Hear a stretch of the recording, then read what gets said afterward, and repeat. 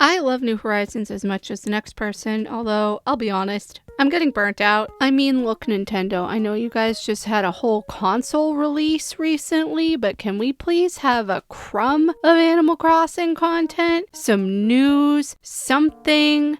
I'm dying here. Feelings aside, though, there are certainly things that I dislike about this game. I've made a few videos highlighting events that I'm not a fan of, what I missed from New Leaf, and what my perfect Animal Crossing game would be. However, I want to shine a light on what I think is one of the biggest problems with New Horizons. There's not enough to do. Sure, you can redecorate your island to your heart's content, complete the museum, swap out your villagers, try to get every photo, do every event, complete every Nook Miles goal, but beyond the initial setup of your island, there's not much incentive to open up for more than about 20 minutes a day, do your dailies, and then call it quits. There's hardly anything to do in multiplayer other than tour each other's islands and catch fish or bugs or sea creatures together. There are no mini games like in New Leaf, so unless you make up your own, you're stuck in limbo with your friends. But at least you can take some cute photos, so I guess it's not all that bad. I grew up playing The Sims, starting with the original in the early 2000s. I've also played Pocket Camp, though I know that's not a mainline Animal Crossing game, and New Leaf, though I haven't logged nearly as many hours in that as I have in New Horizons. And I've played Happy Home Designer, but that's more of a spin-off. I do like New Leaf more in some aspects, though. Villagers had more personality. Granted, they weren't outwardly rude like they were in games prior to that, but in my opinion, they weren't as flanderized. You could also use the megaphone to call them with the 3DS mic if you were trying to find them outside or something. They would even ask you to play games such as hide and seek. This time around, the only game they'll ask you to do is a treasure hunt with them, and no offense, I don't know about you, I'm not interested in whether or not I get to keep whatever it is that I find. I just want to play hide and seek with my villagers again, though I can understand how that might be a burden on some islands as we have too much freedom. I did play hide and seek with my boyfriend once in New Horizons. He spontaneously hid somewhere in the museum and I had to find them, but that was years ago and he doesn't play anymore. New Horizons is great. There's no doubting that. There's definitely merit to it being one of the best-selling Switch games of all time. And it also sold more consoles because you're only allowed one island per Switch, and I have a feeling that's why it did so well. So family members or partners didn't have to share with each other if they didn't want to. Unfortunately, I can definitely see Nintendo doing that again as they're a corporation and we live in a very capitalistic society, but that's neither here nor there. New Horizons is cozy. I love it.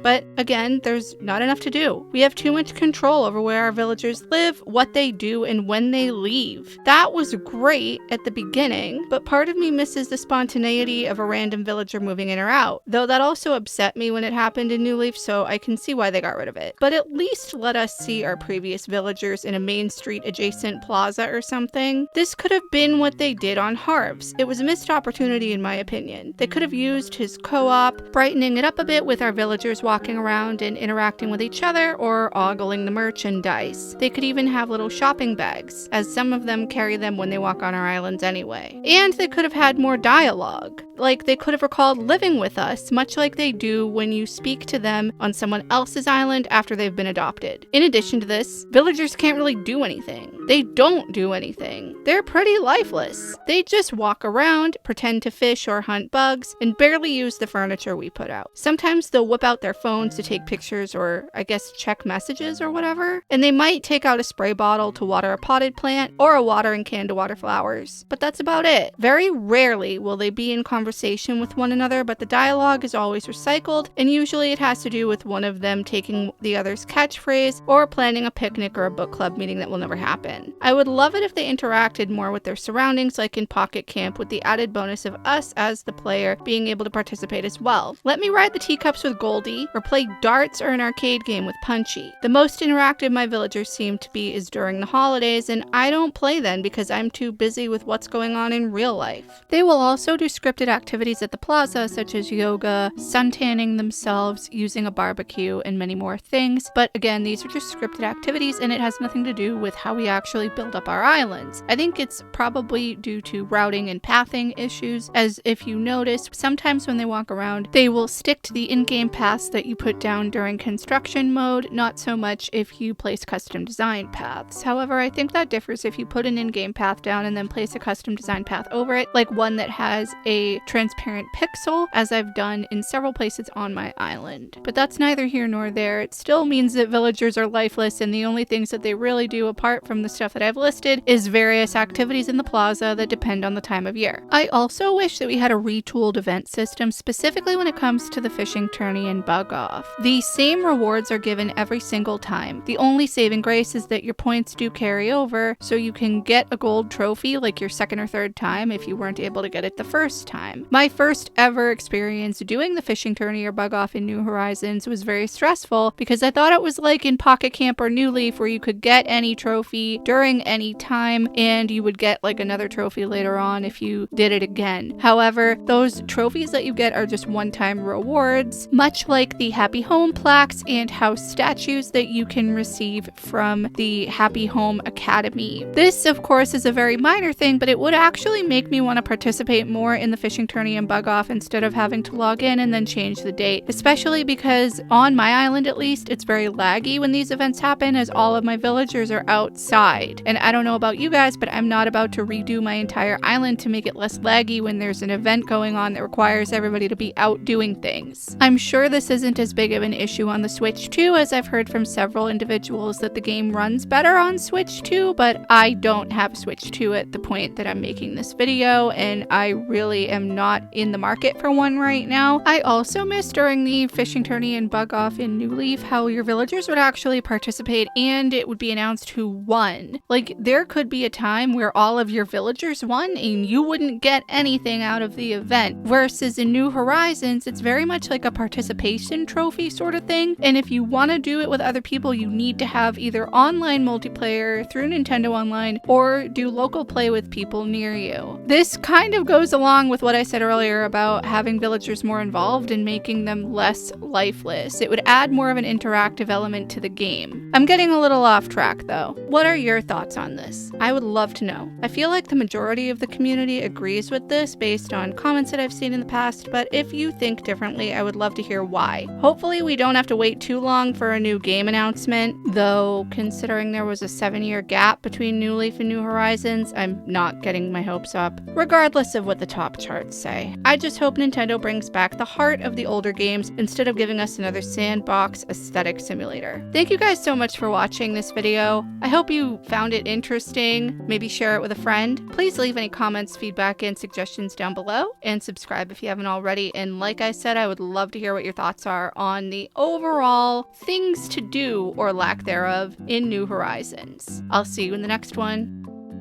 Bye.